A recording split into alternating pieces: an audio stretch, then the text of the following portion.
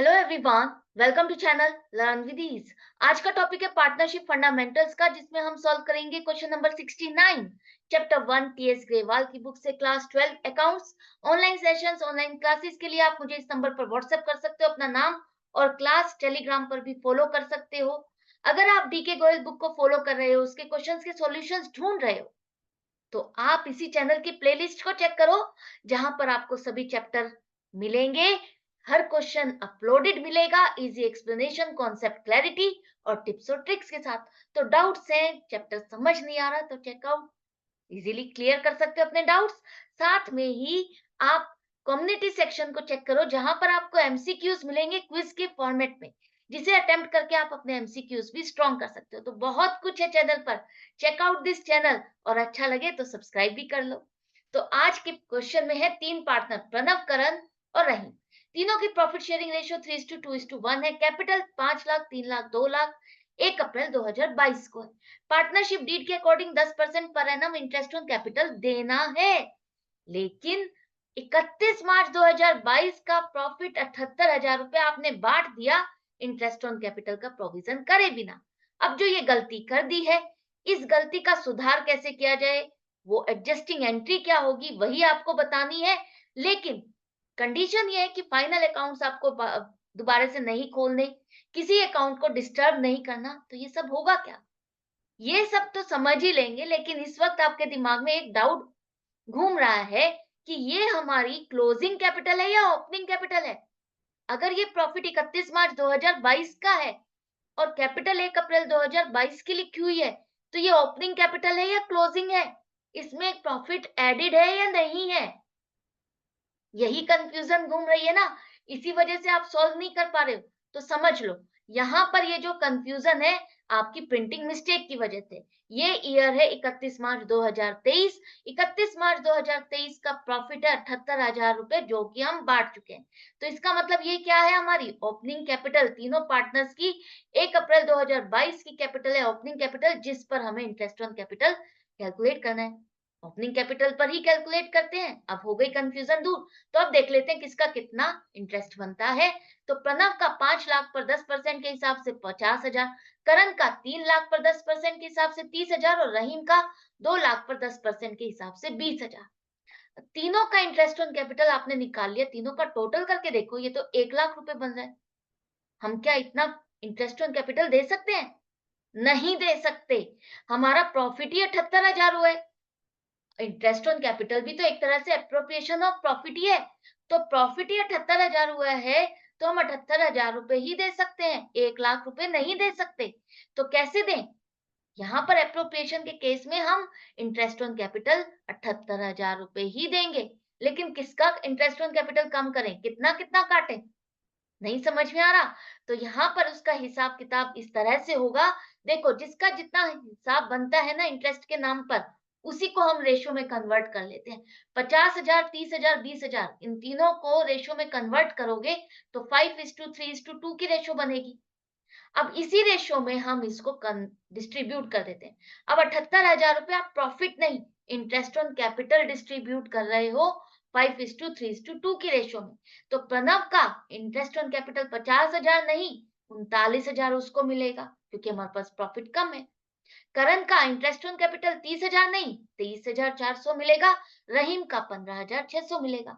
तो अब हमने इन तीनों पार्टनर को इंटरेस्ट ऑन कैपिटल दिया उनकी इंटरेस्ट ऑन कैपिटल की रेशो में, करेक्ट, बांट दिया प्रॉफिट। अब देखते हैं, ये इंटरेस्ट ऑन कैपिटल हमने नहीं दिया, अगर हम इनको देते तो ये किसके अकाउंट पर क्या इंपैक्ट पड़ता, किसका अकाउंट डेबिट होता, किसका अकाउंट क्रेडिट होता। तो इंटरेस्ट ऑन कैपिटल अगर दिया जाता तो 39,000 प्रणव के अकाउंट में क्रेडिट होते, करण के अकाउंट में 23,400, रहीम के 15,600, तीनों के अकाउंट में एडिशन होता, क्रेडिट होता। और ये इंटरेस्ट ऑन कैपिटल एक तरह से हमारा प्रॉफिट कम हो रहा है, हमने बांट दिया।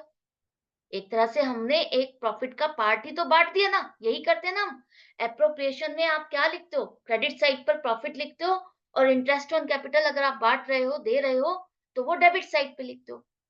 तो एक तरह से ये क्या है, अब आपने इतना प्रॉफिट बांट दिया, प्रॉफिट है नहीं अभी, तो आप बांट चुके हो, प्रॉफिट आप ऑलरेडी बांट चुके हो, हम उसे रिवर्स नहीं कर रहे।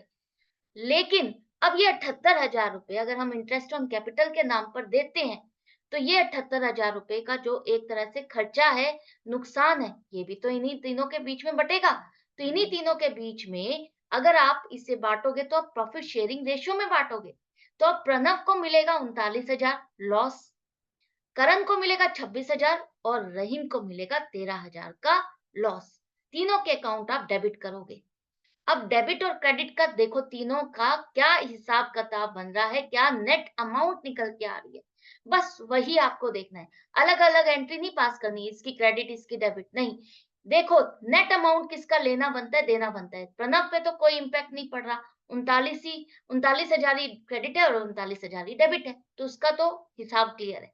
करण का देखो क्रेडिट कम बनता है, डेबिट ज्यादा बनता है, मतलब कि उसके पास प्रॉफिट ज्यादा गया हुआ है, हमें उससे वापस लेना होगा। अगर इंटरेस्ट ऑन कैपिटल दिया जाता तो उसका प्रॉफिट का मार्जिन कम बनता है, तो उससे हम 2600 रुपए वापस लेंगे। डेबिट ज्यादा बनता है, डेबिट करेंगे उसके अकाउंट को, और इसको डेबिट करके देना किसको है, किसके पास कम गया। रहीम का क्रेडिट ज्यादा बनता है, इंटरेस्ट ऑन कैपिटल दिया जाता तो उसका हिस्सा ज्यादा बनता है, 2600 रुपए उसके अकाउंट में क्रेडिट किए जाएंगे। तो बस किसी और अकाउंट को डिस्टर्ब करना नहीं, इन दोनों अकाउंट में ही आपको एडजस्टमेंट करनी है। एक अकाउंट डेबिट होगा, दूसरा क्रेडिट होगा। तो ये जो इतनी बड़ी गलती आपने की है, वो छोटी सी एक एंट्री से करेक्ट हो जाएगी। तो दोनों अकाउंट में ही एडजस्टमेंट करनी है आपको। 1 अप्रैल अगले साल 1 अप्रैल को फर्स्ट तारीख को ही आप ये रेक्टिफिकेशन एंट्री डाल दोगे, तो कहीं कुछ डिस्टर्ब नहीं होगा। करंट कैपिटल अकाउंट डेबिट होगा 2600 से और रहीम्स कैपिटल अकाउंट होगा 2600 से क्रेडिट। तो ये हो गई रेक्टिफिकेशन। अब इस क्वेश्चन को एक और तरीके से करके देखते हैं, जो कि आपकी बुक में दिया हुआ है। आपने भी यही देखा होगा ना, आपके दिमाग में यही आ रहा था, कभी कहते हैं कि प्रॉफिट को रिवर्स करो फिर उसके बाद करो, ऐसे करना है वैसे करना है। तो जिनको वो चीज समझ नहीं आ रही थी, उनके लिए मेरा ये वाला फंडा है, ठीक है। और दूसरे जो आप इस तरह से करना चाहते हो, तो इस तरह से भी क्वेश्चन को सॉल्व कर सकते हो कि जो प्रॉफिट है, अगर हम उस प्रॉफिट को वापस ले लेते हैं तीनों पार्टनर से, उनकी रेशो में जो बांट चुके हैं, तो क्या एंट्री होगी, हम उन तीनों के अकाउंट को डेबिट करेंगे। 3:2:1 की रेशो में 39,000 प्रणव से ले लेंगे, 26,000 करण से लेंगे, 13,000 रहीम से ले लेंगे। तो ये जो हम प्रॉफिट बांट चुके थे, वापस हमारे पास प्रॉफिट आ गया 78,000 रुपए। अब 78,000 हमारे पास प्रॉफिट आ गया, हमें इंटरेस्ट ऑन कैपिटल देना था। इंटरेस्ट ऑन कैपिटल की हमने कैलकुलेशन की, जो कि ज्यादा बन रही थी, तो हम उसे जितना प्रॉफिट है उतना ही बांट सकते हैं। तो 78,000 का प्रॉफिट है, वही हम इंटरेस्ट ऑन कैपिटल के नाम पर देंगे। तो प्रणव पर कोई हिसाब किताब नहीं बनता, करण और रहीम के बीच में ही जो एडजस्टमेंट बनती है, वो यहाँ पर भी इस तरह से भी करने पर भी सेम आ रहा है। तो वही एडजस्टमेंट एंट्री बनेगी, current capital account debit, Rahim's capital account credit करोगे 2600 से। तो किसी तरह से भी करो, बस समझ में आना चाहिए, आपका लॉजिकली क्वेश्चन करेक्ट होना चाहिए। करेक्ट है, तो कोई भी मेथड रॉन्ग नहीं है अगर आप उस तरह से करते हो। अभी तक आपने जो क्वेश्चंस अभी तक हम करते आ रहे थे कि सीधा सीधा ले रहे थे, जिसका इंटरेस्ट ऑन कैपिटल नहीं दिया या कमीशन नहीं दिया या सैलरी नहीं दी, अब डाल देते हैं तो क्या होगा, और वो एक तरह से वो खर्चा है, उसी खर्चे को हमने पार्टनर्स में डिस्ट्रीब्यूट कर दिया, तो अब क्या इम्पैक्ट आएगा।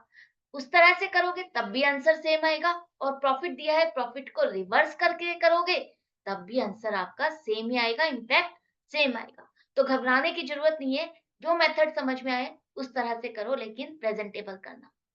मिलती हूँ नेक्स्ट वीडियो में नेक्स्ट क्वेश्चन के साथ। आई होप मैं सक्सेसफुल रही होंगी, मेरा मोटिव जो था आपके डाउट्स क्लियर करने का वो कर पाई होंगी। अगर आपको अच्छा लग रहा है तो लाइक का बटन जरूर प्रेस करो, ज्यादा से ज्यादा स्टूडेंट्स में शेयर करो, ताकि जो स्टूडेंट्स परेशान है, प्रॉब्लम फेस कर रहे हैं अकाउंट्स में, उनकी प्रॉब्लम खत्म हो जाए। Goodbye and take care.